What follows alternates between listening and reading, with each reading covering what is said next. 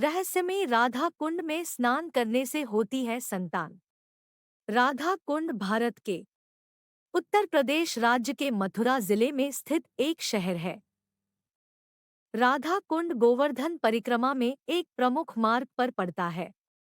यह तालाब अत्यंत पवित्र स्थान है। राधा कुंड राधा कुंड भारत के उत्तर प्रदेश राज्य के मथुरा जिले में स्थित एक शहर है। राधा कुंड गोवर्धन परिक्रमा में एक प्रमुख मार्ग पर पड़ता है। यह तालाब अत्यंत पवित्र स्थान है। इस तालाब को भगवान श्री कृष्ण का मुकुट कहा गया है, क्योंकि इस जगह की खूबसूरती देखते ही मन मोह लेती है। मान्यता के अनुसार राधा कुंड में स्नान करने से दंपति को संतान की प्राप्ति होती है और उनकी मनोकामनाएं पूरी होती है। यही कारण है कि बड़ी संख्या में लोग राधा कुंड में स्नान करने आते हैं। राधा कुंड का रहस्य। अहोई अष्टमी के अवसर पर लोग विशेष रूप से राधा कुंड में स्नान करने आते हैं। इस तालाब में स्नान करने की परंपरा वर्षों से चली आ रही है। ऐसा माना जाता है कि जिन दंपतियों के संतान नहीं होती है, उन्हें राधा कुंड में स्नान करने से संतान की प्राप्ति होती है। हर साल कार्तिक मास की अष्टमी के दिन राधा कुंड में डुबकी लगाने का विशेष महत्व होता है। जो भी भक्त राधा कुंड में संतान प्राप्ति के लिए प्रार्थना करते हैं, उनकी मनोकामनाएं जल्द ही पूरी होती है। यहाँ दो तालाब है। एक है राधा कुंड और दूसरा है कृष्ण कुंड। इन तालाबों की एक खासियत यह है कि राधा कुंड का पानी भगवान कृष्ण के रंग की तरह सफेद दिखता है, जबकि कृष्ण कुंड का पानी भगवान कृष्ण के रंग की तरह काला दिखाई देता है। राधा कुंड से जुड़ी कथा। कुंड से जुड़ी एक कथा के अनुसार कंस ने भगवान श्री कृष्ण को मारने के लिए अरिष्टासुर नामक राक्षस को भेजा था। अरिष्टासुर बछड़े का रूप धारण कर श्री कृष्ण की गायों में शामिल हो गया और उन्हें मारने लगा।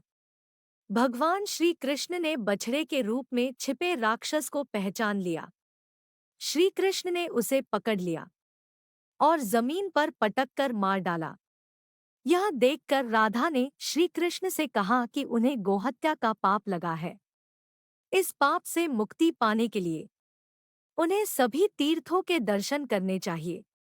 राधा की बात सुनकर श्री कृष्ण ने देवर्षि नारद से इसका समाधान पूछा।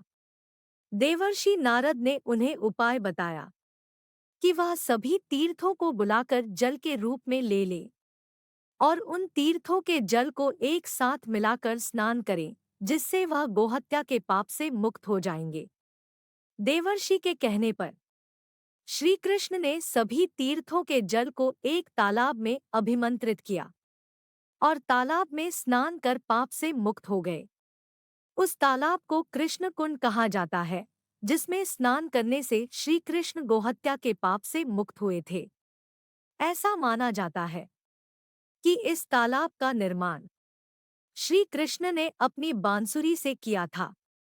देवर्षि नारद के कहने पर श्री कृष्ण ने अपनी बांसुरी से एक छोटा तालाब खोदा और सभी तीर्थ स्थानों का जल उस तालाब में आने की प्रार्थना की। श्री कृष्ण के आह्वान पर सभी तीर्थ जल रूप में वहां आ पहुंचे। ऐसा माना जाता है कि तभी से सभी तीर्थों का सार यहाँ जल के रूप में विद्यमान है। श्री कृष्ण द्वारा बनाए गए तालाब को देखकर राधा ने भी अपने कंगन से उस तालाब के पास एक और छोटा तालाब खोदा। जब भगवान कृष्ण ने उस तालाब को देखा तो उन्होंने उसे प्रतिदिन उसमें स्नान करने और उसके द्वारा बनाए गए तालाब से भी अधिक प्रसिद्ध होने का आशीर्वाद दिया। देवी राधा द्वारा बनवाया गया तालाब राधाकुंड के नाम से प्रसिद्ध हुआ।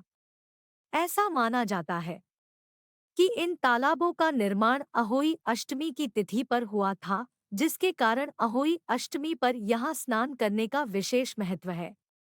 हर साल यहाँ बड़ी संख्या में श्रद्धालु स्नान करने आते हैं।